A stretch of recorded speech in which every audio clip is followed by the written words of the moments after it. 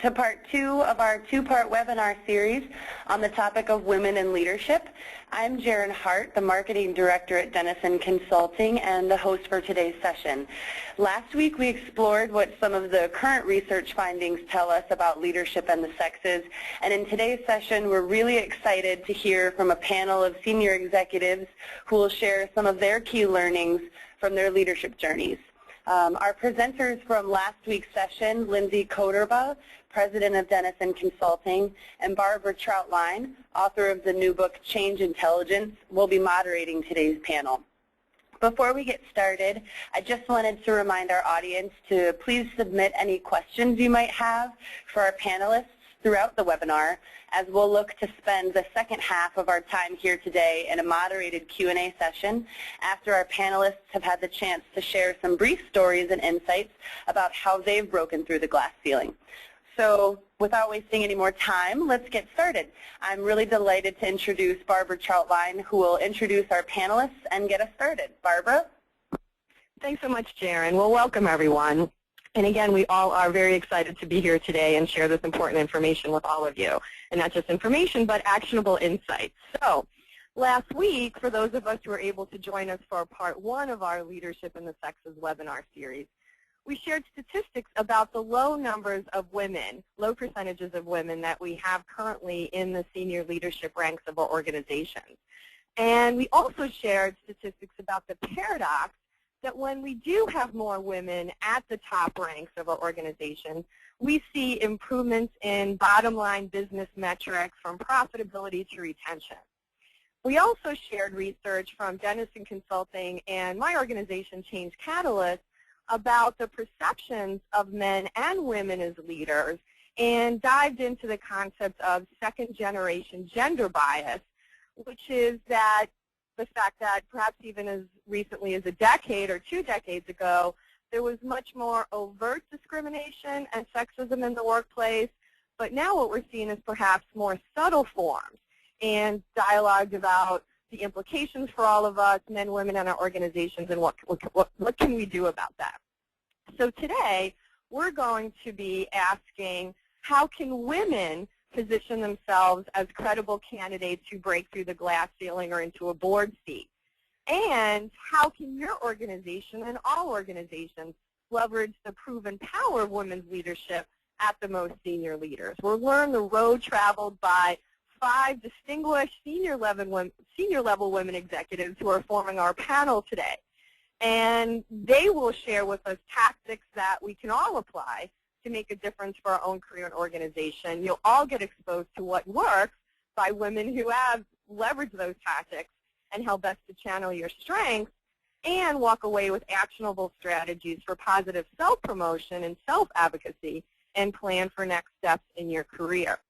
We are going to do that by having each of our panelists spend about 5 minutes sharing their personal leadership journey. They're going to talk about key insights in their career, lessons learned on the road that they traveled, and insights that they wish they had known when they started. So, and just to reiterate what Jaren said, please do at any time chat in questions to the chat box, right? Type in questions to the chat box, because we do want to be able to get to all or as many questions as we can. And if you want to target your questions to a particular panelist, please indicate that as well.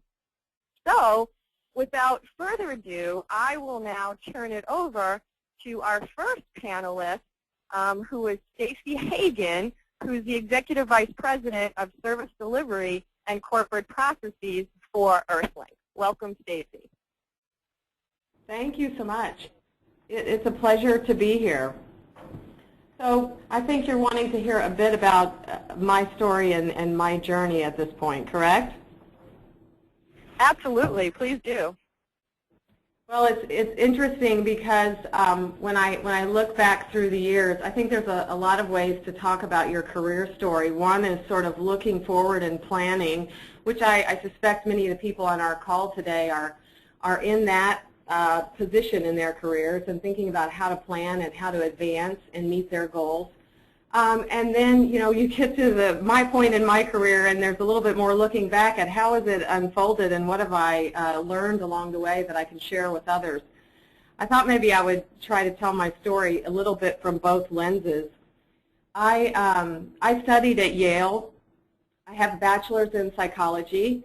The whole time I studied, I was very focused on clinical aspects of psychology. I never really had an interest in business. Never took classes around industrial psych, which it might be called, business management, org design, any of that, because I really didn't think I would be heading in that direction. When I finished school, of course, like everybody else, I just needed to find a job, and I had to look for, what am I qualified to do as a new college graduate, particularly with a bachelor's in psychology. So I stumbled into what was actually an environmental consulting firm, and I took on an administrative job, which very quickly morphed into technical writing and ultimately communications program management for communities that were affected by the work that we were doing around hazardous waste remediation. And I enjoyed that. I realized that, my writing skills from college, my communication skills with people were very applicable.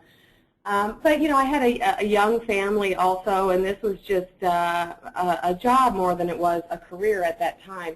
Like many new college grads, after a couple of years in the role, I was interested in stretching a little bit more, and I found my way into a change management firm, which at the time was pretty cutting edge, the idea that there was a science around managing change in organizations. And that's when I started to stumble into a bit of a niche that played out in greater levels through the years. I found that all that clinical work I did in psychology actually translated very well to the business world, and it was just a different application than what I thought about in the past. And after a couple of years with that firm, I left with another consultant, and we started our own consulting business. We really specialized in internal change management and leadership development, communications, negotiations, those kinds of what might be called soft skills that can also be very strategic. We ran our firm for about 8 years, and I had the pleasure of working with many, many different customers along the way, which was a great learning opportunity for me to see so many different approaches that companies take. In the last 2 years, I actually was dedicated to one of my customers more fully, and that made me realize I wanted to go back inside of a company, and I moved to EarthLink. And I've been at EarthLink now for 11 years. My first job was in HR. It was the first time I'd been in HR, but that was where that internal consulting role lived. And after a few years, I became the Chief HR Officer, referred to as the Chief People Officer at EarthLink. And now, more recently, I've moved into an operating role. So with those sort of nuts and bolts, let me just reflect on a couple of things I've learned along the way. First of all, I didn't follow my plan. My plan did not at all play out the way that I thought when I was back in college. But there are some key themes. I always wanted to keep learning, to really master new areas. If I ever felt like I was going flat on learning, I knew I needed to change, and I worked hard to find that. I would also say I was lucky to have a lot of people open doors for me, and leaders and managers support me in my development when I wanted to pursue a new area. From my consulting partner to CEOs to the HR leader I first worked with. But while I say I was lucky to have people open doors, I also look back and realize I probably would not have accepted anything less if I felt like someone had been blocking me or not willing to help me grow. I probably wouldn't have stayed in those positions anyway.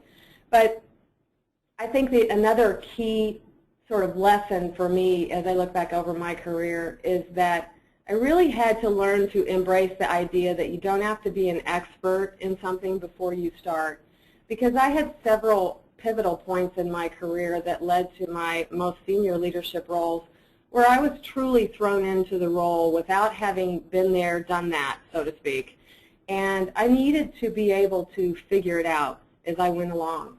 And I've learned that knowing how to figure something out is more important than having done it before. And that in your career progression, it's less about your plan than what your plan represents. And for me, my plan represented creating environments where people could be most effective and realize their potential.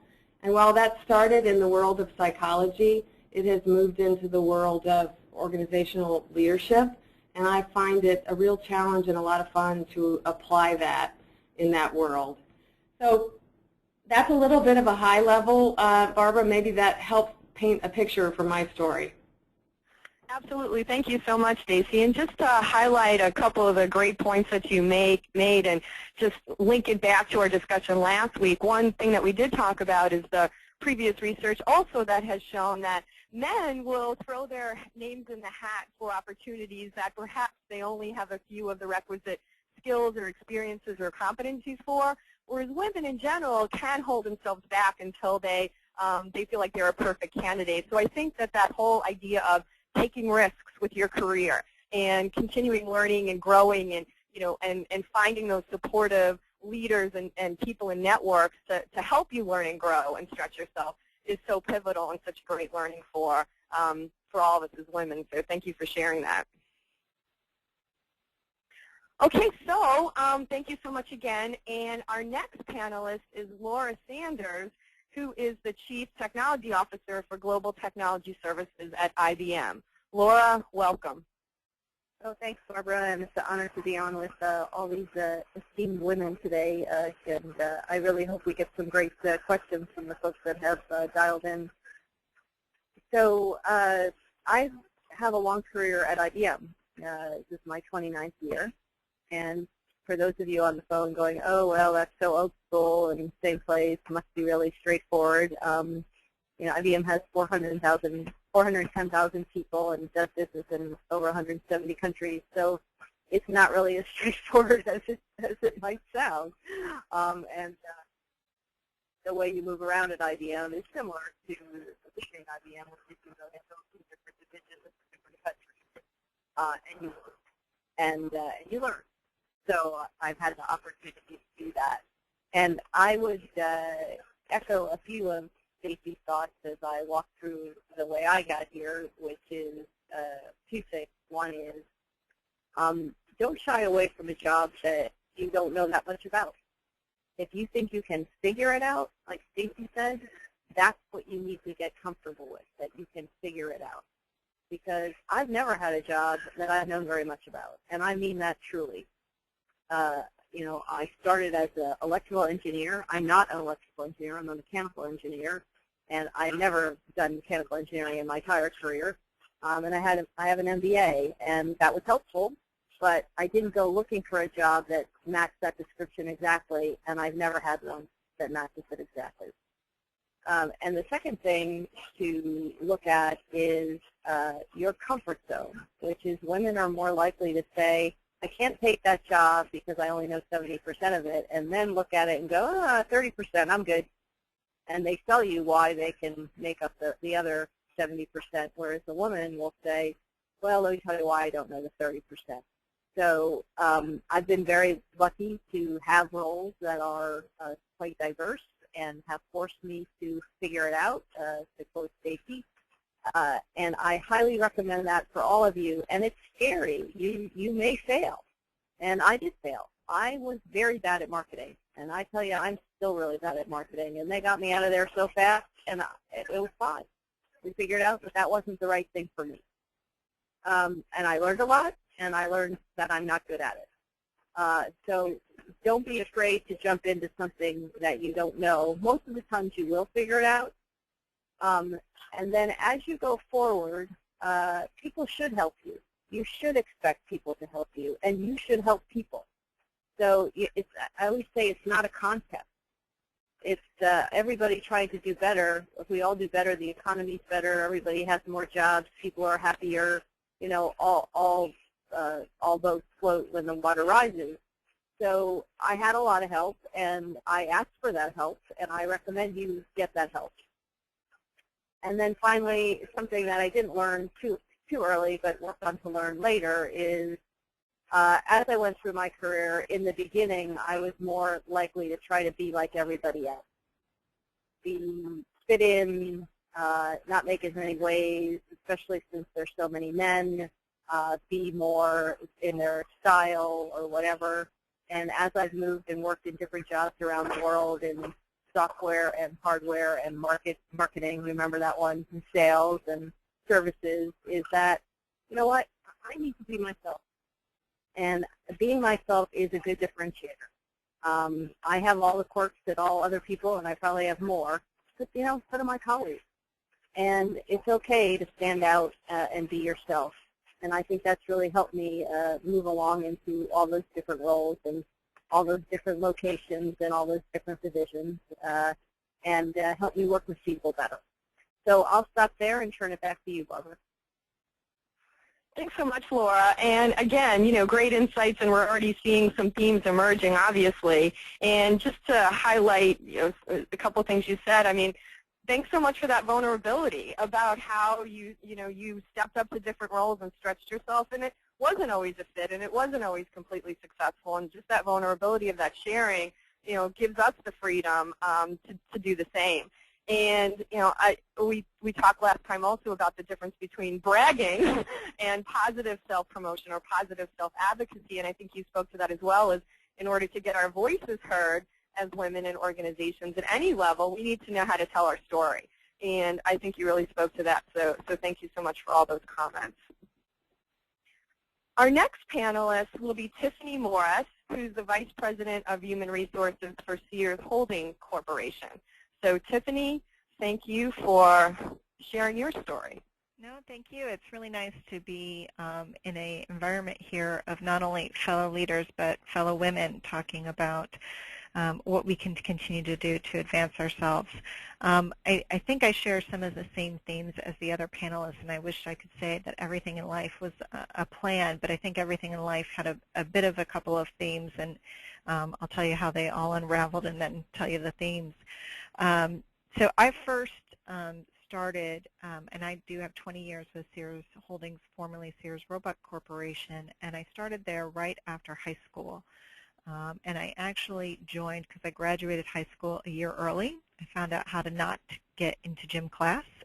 So not good reasons for graduating high school a year early. Probably more could avoid gym and just not get out a year early to have something fun to talk about. But my parents were definitely not shipping me off to a college campus a year early, so I got a job. And I happened to get it in retail for Sears Roebuck. I worked a sales floor. I rang a register, dealt with customers, dealt, you know, with all those typical things that probably a lot of us did early in our career.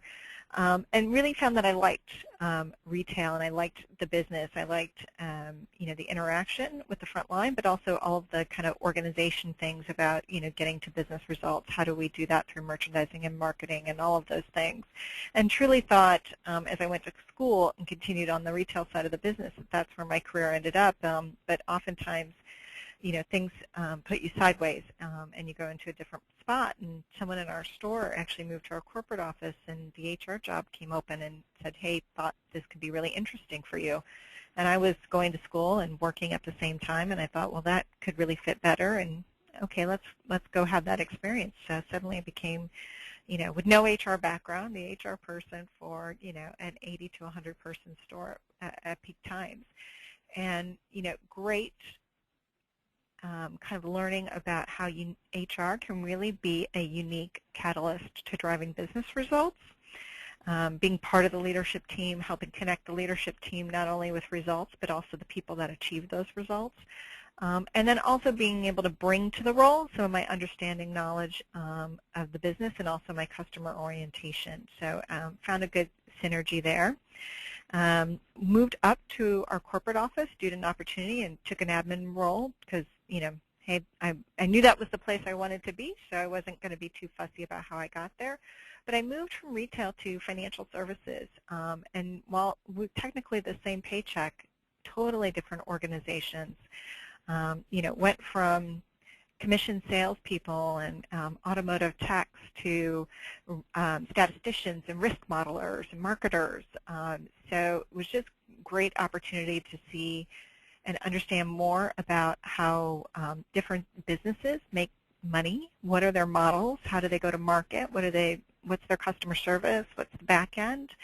Also, just from an HR perspective, operating on obviously a totally different sphere, working across 12 locations instead of the one I was focused on. You know, trying to deal with call centers and operations centers, which have high turnover, and so lots of programmatic things there. And that role really took me through my experience through college. So I was just very, very fortunate to have all of these experiences very early with the company. Once I graduated, and quickly after graduation also started a family, but still continued to balance career and family. I was very fortunate to be in an organization that did appreciate work-life balance and did have a lot of female leaders that I could learn from. Went and did some specialist rotations. So a lot of my experience in HR had been very generalist focused, and went and learned about, you know, organizational effectiveness, having been a change consultant for a variety of projects. Now, luckily was able to do that a little tangential to my prior experience in HR. So I worked on HR projects, so I knew what the heck people were talking about, but got a different experience and got to see also a lot of senior leadership teams or project teams come together and make decisions and test out a lot of my influencing skills in a new and different way. Also, at the end of that assignment, I had, you know, kind of my two sponsors say, you need to get another specialist rotation. And this was a little frustrating because all I wanted in life was to be an HR manager, and I felt like all these things were coming before that. Why can't you just let me be an HR manager? Why can't you just let me be an HR manager? But in hindsight, such wonderful opportunities. And I went and spent, they said you can go to recruiting or comp, and I, you know, chose comp because I thought it was the most different than the experiences I already had, and so if I was going to get a different experience, I might as well go for it. And, you know, a little bit to some of the other panelists' comments about failure. I mean, the first day I deleted the database. They had to go to the backup the day before and fix it. But, you know, for every skill you don't have, you bring things that you do have that others may not. So some of my project management, change management disciplines, they were looking to put in a whole new hourly pay structure, and being able to organize that work and work across the organization to get it embedded is what I brought to the table, and then picked up some of the technical skills I needed. So I think, you know, another lesson is a reinforcement of being you is in those situations you always have something to contribute. So I finally then, after doing that, got my coveted HR manager spot, and then, you know, literally months later, the merger between Sears, Roebuck, and Kmart occurred, and actually as I was pregnant with my second child, so I walked out of a doctor's appointment to that news, and, you know, literally spent the next couple of months trying to work across two management teams and understand not only what are the culture I was in, how was it reacting to the new team, what was the culture of the old team, and then what was the culture that we're trying to build for the new integrated team, and what does that mean for organization, and also always helpful for old skills to come into play, because not only did I do org design and selection and all of those things, but also did some compensation work. And then since then, you know, Sears Holdings is a company under transformation, is looking to revitalize itself in the marketplace. We focus a lot on relationships with our members through a loyalty program. We focus a lot on integrated retailing. And a lot of my experiences now have been about leading HR through transformation. You know, how does it need to flex up or down on, and how do you deal with changes in organizational structure? We're in a very decentralized leadership model, so I literally have 20 leaders at the senior vice president level or above that I partner with. And how do you do that and form organizations that can be cohesive? So through all my experiences, I probably echo a lot of what others have shared, but a couple of things that have always been the threads. One is just to follow the work, and a piece of advice I always give to people is do work you're really interested in. Oftentimes we can become enamored with a job because of its position in the organization, or, you know, what does it mean for our resume, or what does it mean for our career. I'm very passionate about, you have to be passionate about the work that you're going to do on a day-to-day basis, because that's what's really going to bring the best of you out. And that isn't to say to go get other experiences. You know, I didn't know I would be passionate about comp until I was there, but I knew it was at least interesting enough work that I would not be bored. The other one is just, you know, be you. I mean, you are, it's just too much work and effort to try to be somebody else, and there's lots of value in what you are. And that also helps people relate to you and understand you more and connect to you on a personal level. And I think the final thing is give, and you will get back. So whether you're giving your time and energy to the work itself, to helping a colleague or a peer or someone above you, I think if you start with the orientation of how can I help in this situation, that will always pay you back. So thank you for the opportunity to share my story, and I look forward to hearing everyone's questions.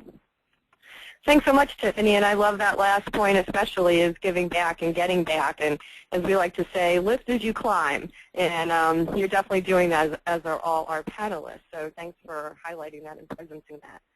Okay, so now we're going to go to Anna Baird, the CFO of Stacie Media in the Silicon Valley. Welcome, Anna. Thank you very much. Appreciate the time to be here. It's good to be a part of this. I think the thing I love about doing panels like this and with great women leaders like we have today is just for those who are on the call, the consistency that we pointed out a couple times, I think, in the stories. And I think that's what's fabulous, because there are trends and there is consistency in how all of us got to where we are. I'll take a step back and just go briefly through a little bit of my career. I started straight out of college. I was very fortunate to have a couple job offers my junior year of college, and started out in accounting at KPMG, an audit firm that quickly turned into a very large consulting firm, and I switched to consulting about 8 years in. I made partner in 10 years and was fortunate to become the global lead partner on several major technology companies. One of those that I spent a lot of time on was Google. I was the global lead partner for them pre-IPO, and then for the next 7 years until I decided to leave KPMG. While I was at KPMG, I was also chair of the Women's Advisory Board, so we were really focused on retention and advancement of women. At our firm, we had 35,000 people in the United States and over 100,000 globally. 50% of our new hires were coming out of college, and they were women. And so it was really an important topic, obviously, for us, and something that obviously I became very passionate about and have continued through the rest of my career. I got a great job offer, decided to get out of consulting, similar to Stacie. Had a phenomenal offer from McAfee, which is a major security company here in Silicon Valley, to be a senior vice president. They were a couple of $1 billion, trying to grow to $4 billion. And my skill sets were something that I thought I could really bring to bear to help that organization, their board and the executive team. Went there, and they were acquired about 1.5 years later by Intel. And I was very fortunate, and one thing I will tell people is something I learned the hard way. After 17 years with KPMG, I took 2 days off between leaving KPMG and starting at McAfee. I had an executive coach at the time who said, you have to take at least a month off. You have very few opportunities in your career to take time off between roles to refresh and regroup. And I didn't take that advice, so after I left McAfee, I took over 6 months off and went to Australia and Fiji and a bunch of other phenomenal places with my family. And I think that is the best advice I'd ever gotten about between changing roles, and I highly recommend you try to do that anytime you can in your career as well. It helps you take on the next thing in a much healthier place. After I took my time off, I then obviously ended up at Stacie Media as the CFO, and now I'm also the head of operations. And that has been a fantastic ride. I think that you really, as everyone has pointed out, you have to be brave, you have to take risks, and you have to go try new things and get yourself out of your comfort zone. One of the things Barbara had asked is, what are the things that we sort of live by? And for me, it was the things that I've always really focused on in my career is getting involved in strategy in any way you can. If there's an opportunity to take a step into a project or take on something that is strategic for the organization you're a part of, do it. Know your strengths and use them. Find roles where you can really bring something to the table. Listen to your teams, listen to the people around you, get diversity of thought on your team, and work with the best talent you possibly can. both above you and below you and around you. It will improve you every day. And the people that you work with aren't going to be around when you're in a rest home, so take care of your family. And with that, I'll turn it back to Barbara. Thanks so much, Anna. Yeah, great comments. It's so true that it's so difficult in any given point of our lives to have that work-life balance, and so I love that advice about taking periodic breaks to refresh. And of course, the paying attention to the family and presencing that was perfect.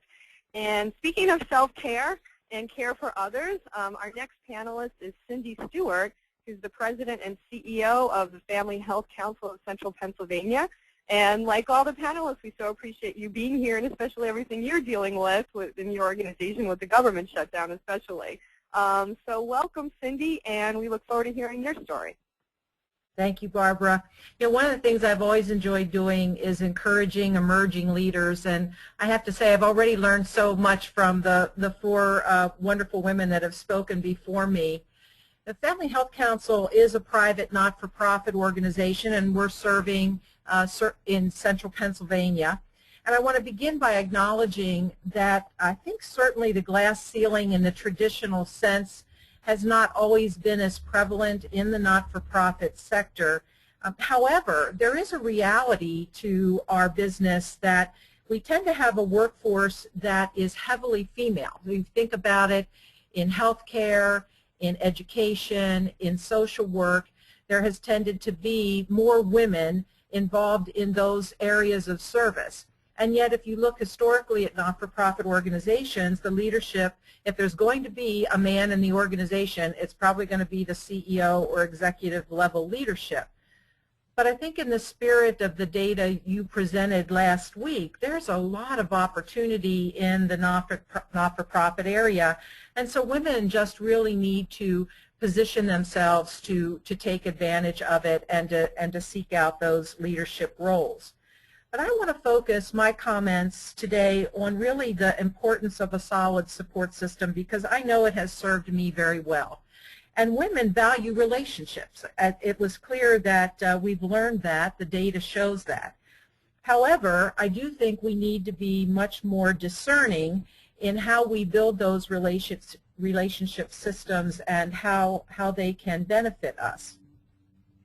So my advice for folks is that you make sure that you have a support system that is going to fulfill very specific roles for you. And I have built a profile of support that I want to share with our listeners today.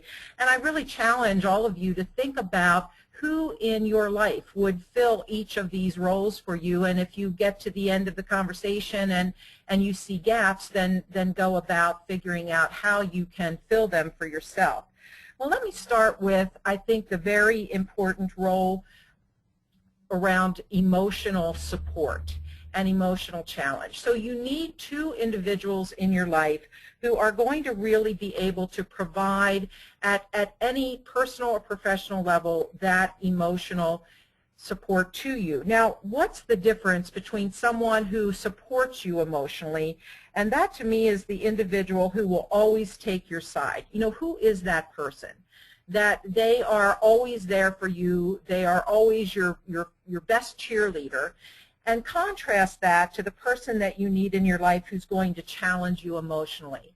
So they're going to listen to you and they are going to support you, but they're also going to confront you, they're going to challenge you. And I would argue you're not going to find this in the same person. That to really build this support network that's going to be effective, think of this as two separate people. I like to say that if I could use an example, if I called the individual who is my emotional support and told them that I had just robbed a bank, they would probably say to me, I know you had a good reason for doing it. On the other hand, if I called the person who is challenging me emotionally and said I just robbed a bank, they'd listen, they'd be supportive, and they'd offer to come visit me in jail. Because they're going to tell me I should have known better, I should have been much more aware of what the consequences were. That's the difference between those two individuals. You need both. On the technical side, moving to the professional arena, the job that you do, the work that you do, now you need two people who can both support you technically and challenge you technically. What does that mean? So the individual who's going to be your technical support, they need to be the person who will validate your efforts.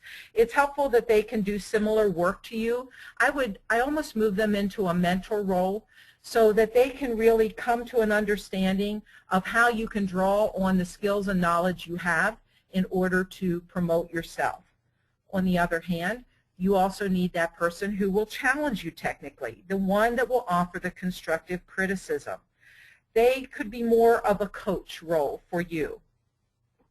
I think a good example of these two roles would be if you were to sit down at lunch and put forward a problem, perhaps something, maybe you were having an issue with an employee or an employee problem that you wanted to solve.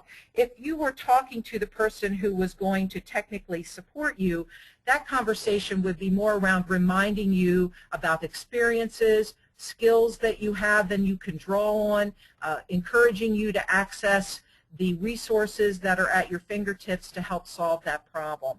The person who's going to technically challenge you is going to really point out where you're not prepared to deal with the issue at hand, where you might need to seek help, where you need to get additional learning or skill. And again, I would argue that it would be very difficult for the same individual to fill both of those roles. So think to yourself, who is going to fill those for you?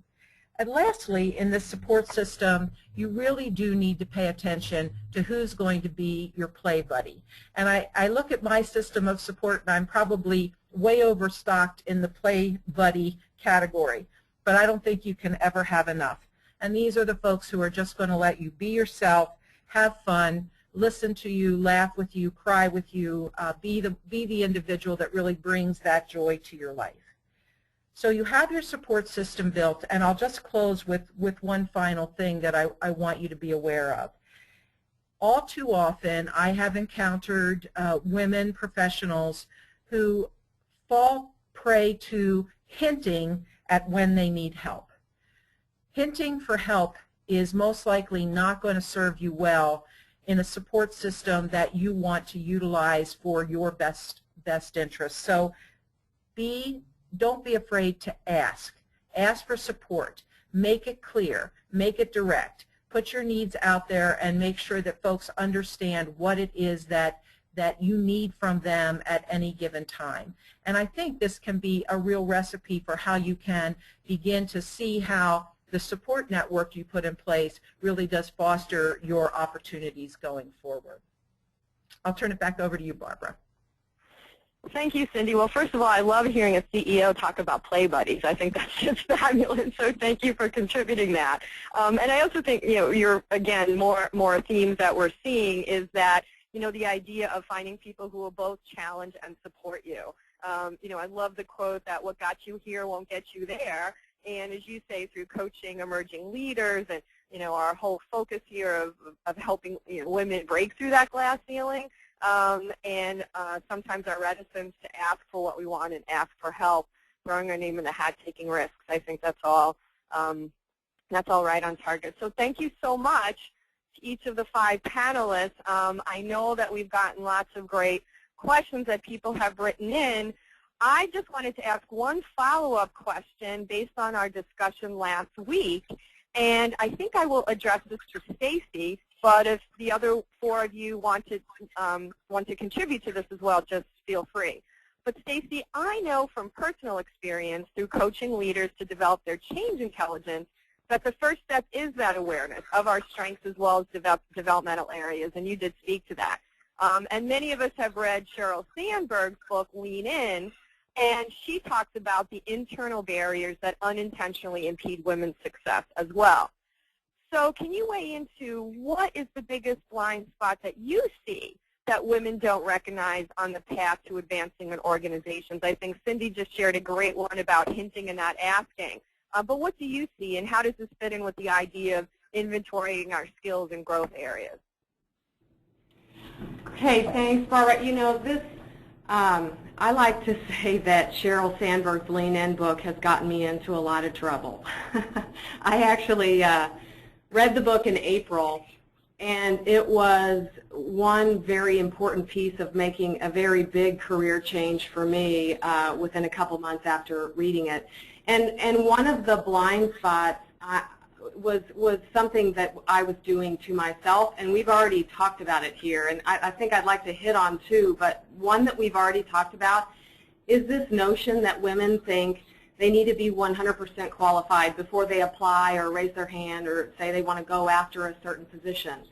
Whereas, you know, research indicates men can be 60 to 70% meet that much of the qualifications and then go ahead and quite confidently advocate that they're the right person for the job. And, you know, because I've led an HR function for so long and I've paid attention to issues like career progression and the difference between genders, you know, I've been sensitive to these issues for a long time, but I think it just hit me in a different way this year that I was doing that to myself. I was ready to make a move beyond HR into broader general management.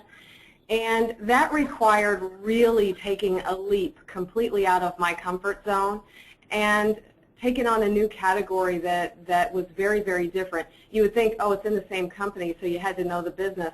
To some extent, that's true, but it was a piece of the business that we had acquired in the last couple of years that was actually new to me. So I think an important blind spot that we have is thinking that we have to have all the qualifications, when truthfully, leadership is about building a team of experts around you and leading people who have far deeper expertise and experience and knowledge in a given area than what you might have done in that area before.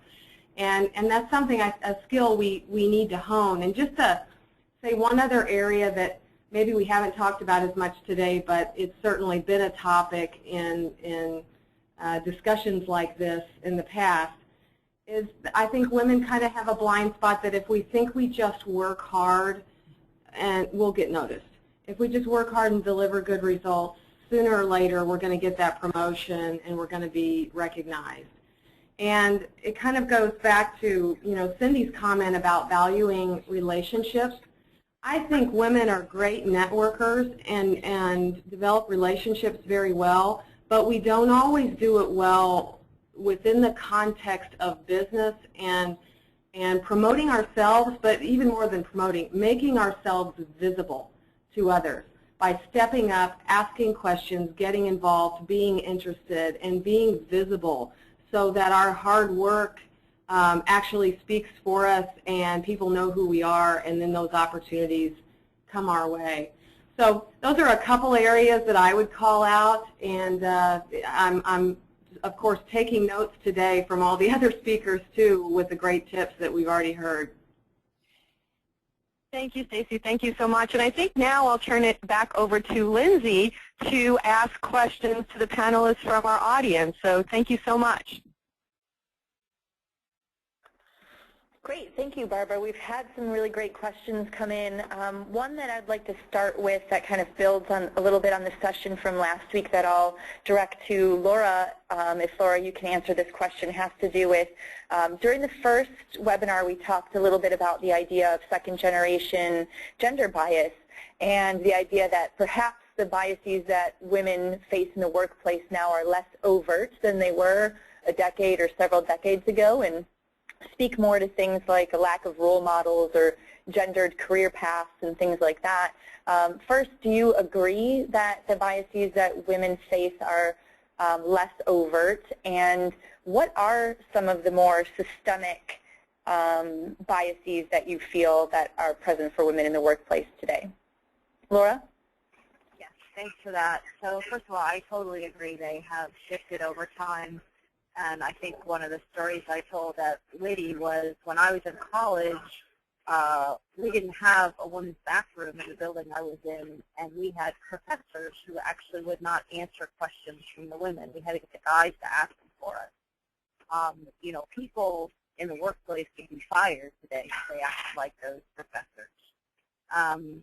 And so as we move forward, I still know gender bias in terms of being welcome in the room, people being comfortable or uncomfortable that I'm there. And it's very common, as many of my peers know on the phone, to be in meetings where you are the only woman. It's fine. What I think we miss is, in dealing with it, is we don't realize that we're simply not communicating, and that because what we're saying is being perceived differently by the man than it's being sensed by the woman, and vice versa, there's an automatic gender issue because we're not getting our point across, and they are not either. And then secondly, more overtly, I believe there's still an issue that men and women will say, well, she has a family, she probably won't be able to go, and they just project that onto you, whether you need it to be projected on you or not, or she's not tough enough or whatever. So I think it goes back to what everybody's been saying, is you have to be clear in your goals, you have to communicate them, you can't expect people to read your mind, and you have to not brag, but communicate what you have accomplished and what else you would like to accomplish. So I'll stop there and see what my other colleagues have to say. That's great, Laura. Thank you so much. I really appreciate the answer. I think there's some good insight there that draws back to some of the emerging themes that have come out from this session. With that, I'd like to shift gears a little bit. Several of our panelists mentioned the idea of family and of work-life balance, and we had an audience member, Tracy, ask a question along those lines. And so I'd like to direct this question to Anna, as I know it's something that you mentioned in particular in your presentation. But what Tracy asks is, could you address or speak to how you manage that work-life balance as you've advanced in your career? And that, a lot of women sometimes think that they have to sacrifice that balance to advance. And do you have any advice or thoughts on that area? Yeah, definitely. And this is always a hard one for everybody because there isn't a book that says this is how you balance your work and your life. It is your book. You have to write it. I've always said to people, I always take a step back. You take a step back at the end of the month, at the end of the week, at the end of a quarter. You decide what that frequency is, but you have to take a step back and say, do I feel good about the choices I'm making? Because some days you're going to choose your family, and some days you're going to have to choose work. And what it isn't about trying to get balance every day. It's trying to get balance over a period of time that you feel really good about. And that is the most important thing. I think when I was at KPMG, we did for a lot of our women who were kind of in their third, fourth, fifth year out of college and getting married, starting to think about families, starting to have families, we had a whole workshop because they were leaving the firm because they're like, I can't work this hard, I've got to go do something else. And obviously you hire a lot of type A personalities into an organization, and then they feel like they have to choose. And there's no one who chooses or limits you but you. I think that is the thing that I have learned throughout this is no one has ever told me, no, you can't do this because you're going to have a family, or no, you can't do this because you need to get home to be with your kids. And it is about prioritizing. I mean, you choose the roles that you take. You choose the effort that you put into those roles.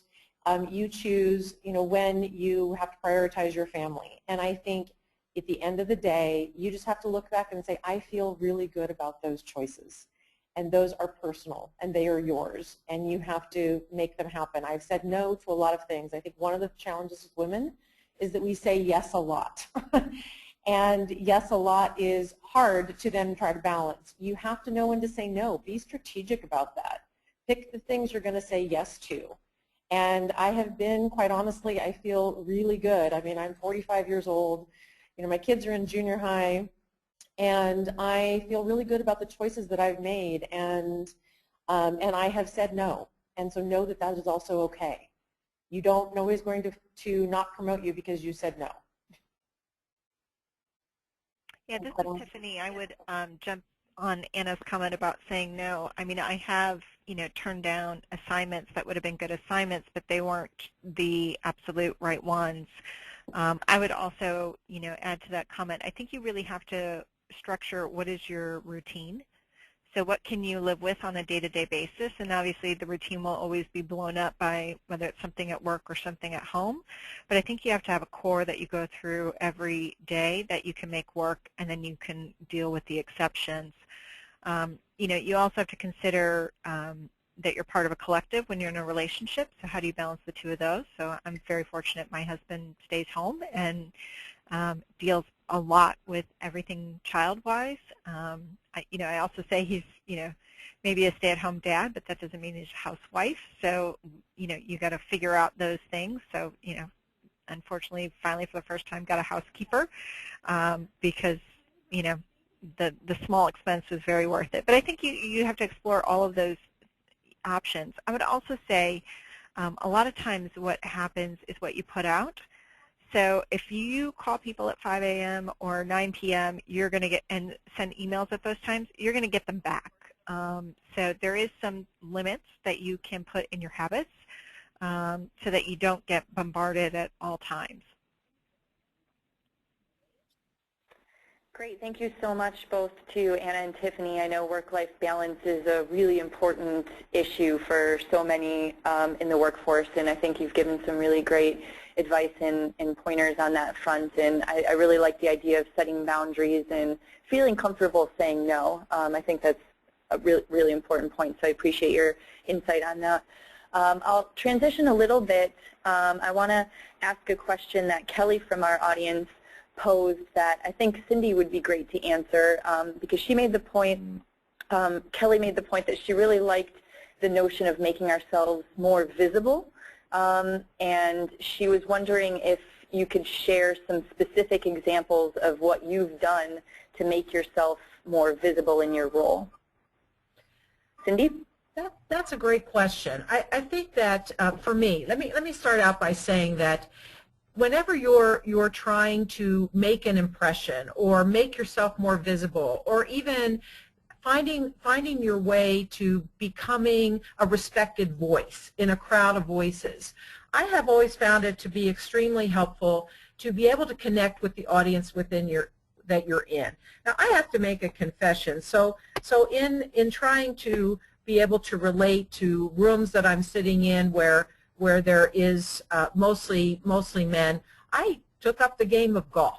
I mean, I thought, what better way to be able to start a connection, the small talk right away around the golf course and the golf game. I was extremely nervous the first time I got on a golf course until I saw that the men were worse than me. But I think we set these kind of limits. I did that because I wanted to make sure that I had an opportunity to relate to the people that I was with. So that's the first thing. But I think second of all, one of the techniques that I have found extremely helpful to me is to just bring into play that natural inquisitiveness that I think women have. I think we're just prone to want to ask questions and find out more. That can be sometimes way more powerful than the ability to make statements or get noticed from I have a thought I want to share. I believe that I've really been fostered in my career by having the talent of asking questions and drawing information and thought out of others that then I can help them develop and own. And I think in that spirit of how you can really have the greatest impact, that would be my encouragement. It's less about what statements do I make to get me noticed and more about what questions do I ask that draws in the audience. Yeah, this is Anna. On that note, I think that, Cindy, that's a great point. The other thing I would say to add on to that is, how do you get in the room? When I first started to be able to ask those questions, you have to have the audience that is influential. And that was the comment I made earlier about taking on strategic initiatives at the company, because you get in the presence of the most strategic people when you're doing those. So it is, how do you get into the management meeting, then it's how do you get in the executive team meeting, and then it's how do you get in the boardroom. And I've spent a lot of time in my career making sure I was pushing those envelopes to go, I want to be in the meeting to present this. I want to be in the meeting to present the results of this project that we did. I want to be in the meeting to, even when I was a senior vice president at McAfee, I was like, I want to be in the board meeting every time we have it so that I can present what's happening from this aspect of our business that exposure and those relationships and the respect from those teams is, we've talked about networking, builds your network, because if they trust and believe in you, it is amazing how people will speak up for you and support you when there's opportunities that come around. Great, thank you. Really great pieces of advice on that front. And I think I'm going to transition pretty quickly just so we can fit in one more question. Luma has asked a great question about how we can stop or address the leaky pipeline. So in other words, we know that women are roughly half of the workforce at entry-level positions, actually even a little bit more than that. How can we reduce the attrition of women at higher levels, and what are the best ways that women can support other women in doing so? And I'll point this question to Tiffany, because Tiffany, I know you started in the front line in an entry-level position at the company you're currently working for. Yeah, absolutely. And I wish I, had the silver bullet answer, but I think it's, a variety of different things. I think it's, in general, making sure organizations do just support work-life balance for all associates and don't make people have to have choices. So I think it's the culture that you build around that. There's definitely attitudes around technology, and if you feel like where you have to do your work is an issue, that's going to be a problem. There's micro strategies around child care and support of associates with that. I mean, we're very fortunate in our corporate headquarters here on the Outer Ring. We do have a child care center that not only offers full-time care but emergency care or holidays and things like that. But I think, at the end of the day, it comes back, does your organization and your organizational culture value people and understand that people there's multiple ways to get the work done. And I think, the biggest way you can make those changes is by not only the experiences that leaders give, but that associates give each other. So many times I talk with people in the organization, and their perceptions are skewed by whether experiences or what their peers have told them or whatever, that just isn't true. So I think it's often, just having good lines of communication. And I think particularly with women or any associate, it's just talking about, all of us as leaders having to talk with them about where are you in your career, where do we see you next, what can you do? I mean, there is a lot of development that is employee-owned. But organizations that want to have great talent will take the responsibility to have great talent and do what it takes to do that, including fostering the talent they already have. So I wish I had more magical answers, but I think it's keep the lines of communication open, build a culture that cares about balance, and I think also just across society we have some headwinds against us as traditional roles continue to change, and women continue to excel more and more in education and come up through the ranks. There's some things that I think time will also just change because our society's changing. Great, thank you so much, Tiffany. Unfortunately, we are running out of time, and so I'm going to have to kind of conclude this amazing session. But before we end today's session, I do really want to give a sincere thank you to all the panelists. Your insights and your experiences have been extremely valuable, and thank you so much for taking the time to engage in such rich discussions and to share your stories. I'll just remind everybody that we will be providing a recording of today's session and the slides, and we can email those out to all the attendees, and they'll be also provided on our website. And if you have any additional questions for any of our panelists or for myself, Lindsey, or for Barbara, please don't hesitate to contact or reach out to us, and we thank you all very much for your time. Thank you. Thanks. Great. Have a great rest of